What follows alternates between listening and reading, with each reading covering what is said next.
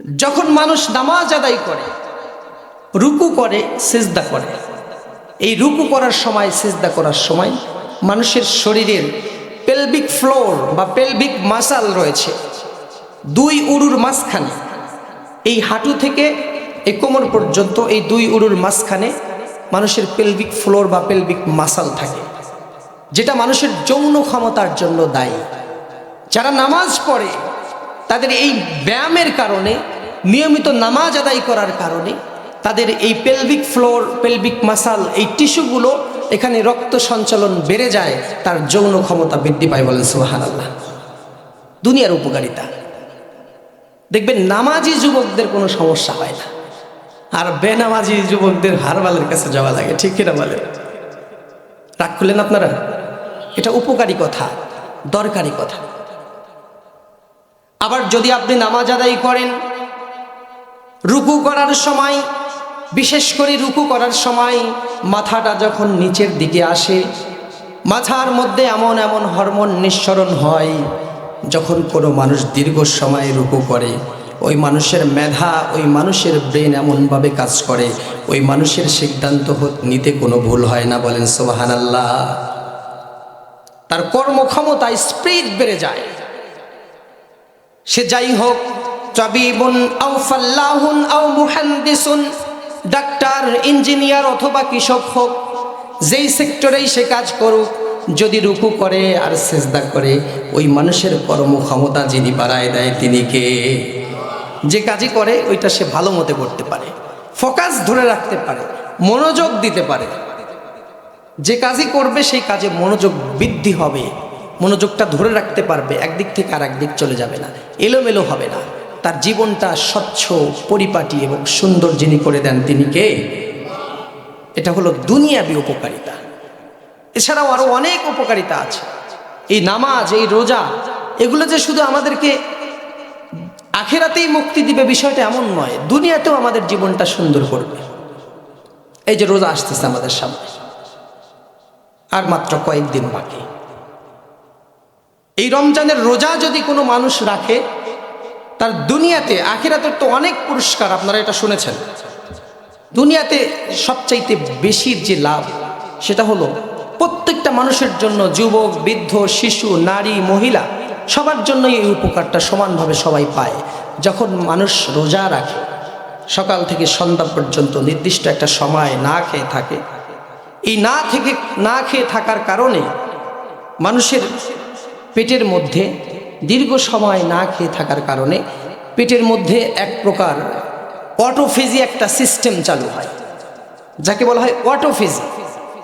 মানুষের শরীরের বিভিন্ন টিস্যু আছে, যেই টিস্যুগুলো, যেই কোষগুলো কাজ করতে করতে ক্লান্ত হয়ে যায় এবং মরে যায়, মরা টিস্যু, ডেথ কোষ যেগুলো বলা হয়।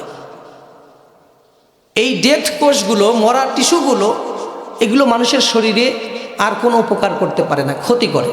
আস্তে আস্তে এগুলো ময়লা আবর্জনার মতো হয়ে মানুষকে মৃত্যুর দিকে নিয়ে যায়, হায়াত কম হয় মানুষের। আগের মানুষ তুলনামূলকভাবে বেশি বাঁচত, এখন কম বাঁচে। এর মানে সব জায়গায় ভেজাল আছে না নাই? খাদ্য খাবারে সব জায়গায় ভেজাল, এই জন্য শরীরের মধ্যে এই পরিবর্তনগুলো হয়। আল্লাহ তাআলা কিন্তু এখানে আবার ভুল বুঝবেন না, হায়াত নির্দিষ্ট করে দেওয়া সবার জন্যই। এখনকার মানুষের হায়াত কম হবে, এটাই সিস্টেম। কিন্তু ওমা আসাবাকুম মিন মুসিবাতিন ফাবিমা কাসাবাত আইদিকুম, মানুষের সাথে জলে এবং স্থলে যা ঘটে এটা সব মানুষের হাত দিয়ে কামাই করা। কি দিয়ে কামাই করা?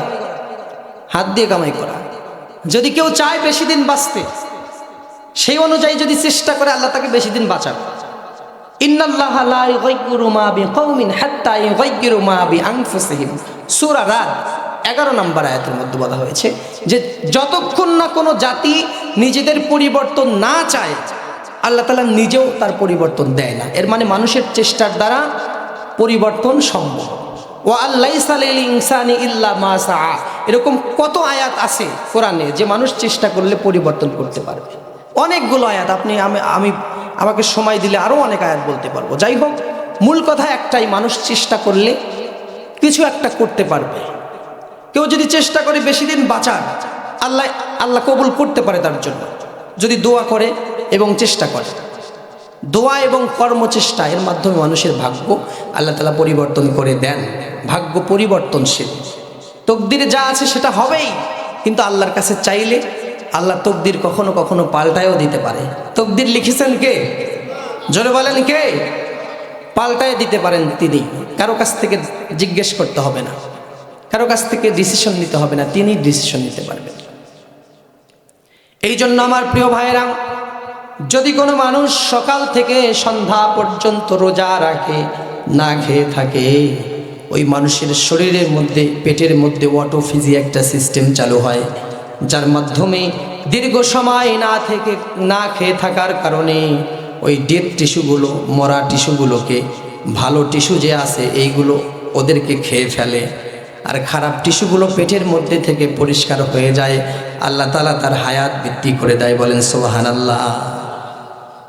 এরপরে রোগ প্রতিরোধ ক্ষমতা বেড়ে যায়, হায়াতও বৃদ্ধি হয়, রোগ প্রতিরোধ ক্ষমতা বেড়ে যায়। শরীরে কোনো রোগ সহজে হয় না, অনেক জটিল এবং কঠিন পুরাতন রোগ রোজার মাস আসলে, অনেকে রোজা রাখলে এটা ভালো হয়ে গেছে, এর প্রমাণও অনেক আপনারা দেখেছেন, আমরা দেখেছি। কিন্তু কিছু কিছু মানুষ আসলে, রোজা আসলে কিছু কিছু মানুষের রোগ ব্যাধি আরও বেড়ে যায়। আছে না নাই ভাই? রোগ ব্যাধি বেড়ে যায়, পেটের মধ্যে এই সমস্যা সেই সমস্যা। আল্লাহ তো দেখছে যে তোমার কি সমস্যা, তোমার সমস্যা আল্লাহ সমাধান করে দিতে পারেন কি পারেন না? যদি আল্লাহকে খুশি করার জন্য রাখো, আল্লাহ সমস্যার সমাধান করে দেবে। এই জন্য রোজা এবং নামাজের মধ্যে দুনিয়া এবং আখিরাতে অনেকগুলো কল্যাণ রয়েছে, যেই কল্যাণগুলো আমরা দুনিয়াতেও নিতে পারি, আখিরাতেও নিতে পারি। শুধুমাত্র আখিরাতে আল্লাহ তাআলা আমাকে জান্নাত দিবেন, পুরস্কৃত করবেন, বিষয়টা এমন নয়। যদি নামাজ আদায় করা যায়, দুনিয়াতেও যিনি সম্মানিত করবেন তিনি কে? কিন্তু আমাদের এই নামাজের বিষয় সবচাইতে বেশি অবহেলা দেখা যায়। মসজিদে গিয়ে নামাজে দাঁড়াইছে, আত্তাহিয়াতু পড়া শেষ, দরুদ শরীফ পড়া শেষ, এখন ইমাম এখনো সালাম ফিরায় না, মুক্তাদির মেজাজ খারাপ, সিগন্যাল দেয়, আছে না নাই? আপনাদের এইদিকে নাই এগুলা?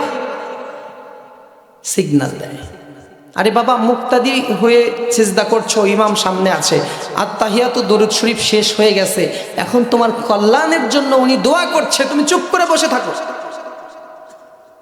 আল্লাহর রাসূল সাল্লাল্লাহু আলাইহি ওয়াসাল্লাম বলেছেন, কয়েকটা জিনিস থেকে পানাহ না চেয়ে কেউ যেন নামাজ থেকে সালাম না ফিরায়। আল্লাহুম্মা ইন্নী আউযু বিকা মিন আযাবি জাহান্নাম ওয়া মিন আযাবিল কবর ওয়া মিন ফিতনাতিল মাহইয়া ওয়াল মামাতি ওয়া মিন ফিতনাতিল মাসিহিদ দাজ্জাল। এই দোয়াটা আল্লাহর রাসূল সাল্লাল্লাহু আলাইহি ওয়াসাল্লাম শিখাইয়াছেন। যদি আপনি আত্তাহিয়াতু দরুদ শরীফ দোয়া মাসুরা পড়ার পরে অতিরিক্ত দোয়াগুলো আপনি আমল করেন, এতে কি কোনো ক্ষতি আছে নাকি? আপনার হয়ে গেছে, আপনি বসে থাকেন, ইমাম সাহেবের হলে তিনি সালাম ফিরাবেন। কিন্তু অনেকে আছে মেজাজ খারাপ, ইমাম সাহেবকে সিগন্যাল দেয়। আল্লাহর কসম করে বলছি, ওয়াল্লাযী নাফসি বিয়াদি, যার হাতে আমার প্রাণ, সেই আল্লাহর নামে কসম করে বলছি, যদি কেউ উদ্দেশ্য নিয়ে অল্প সময় ধৈর্য না ধরে উদ্দেশ্য নিয়ে ইমাম সাহেবকে এরকম সিগন্যাল দেয়, ওই ব্যক্তির নামাজ নষ্ট হয়ে যায়। ইন্না লিল্লাহি ওয়া ইন্না ইলাইহি রাজিউন। ওই ব্যক্তির নামাজ হয় না, ও একটা বেয়াদব। এরকম বেয়াদব আপনাদের সমাজে থাকলে নামাজ শেষে তাকে ধরে ভালো করে শিক্ষা দিয়ে দিবেন একা একা, পরে আবার মারামারি করেন না, আমার দোষ যেন না হয়। ভালো করে বুঝাবেন, আগে ভালো করে বুঝাবেন। এগুলো চিহ্নিত কিছু মানুষ এগুলো করে, যেহেতু আমরাও ইমামতি করি, আমরা দেখেছি এরকম। প্রিয় ভাইয়েরা, আপনার সামনে যিনি আছেন ইমাম, উনি আপনাদের সব সময় কল্যাণকামী। উনি যে দোয়াগুলো করছেন, এটা আপনার জন্য করতেছেন, ওনার নিজের জন্য করতেছেন, ওনার নিজের জন্য দোয়া করতেছেন, পাশাপাশি আপনাদের জন্য দোয়া করতেছেন। এই জন্য নামাজে মনোযোগ দিতে হবে। আরও একটা বিষয়, নামাজটাকে জীবন্ত নামাজ বানাতে হবে। আমরা যে নামাজ পড়ি এইটা জীবন্ত নামাজ নয়, আমাদের নামাজ হলো মরা নামাজ, মৃত নামাজ। এই নামাজের মধ্যে কোনো প্রাণ নাই। জীবন্ত নামাজ তাকেই বলে যেই নামাজ পড়লে আপনার অনুভূতি এমন হয় যেন আল্লাহ আমাকে দেখতেছে, অথবা আর এর চাইতেও বড় তাকওয়া হলো আমি আল্লাহকে দেখতেছি।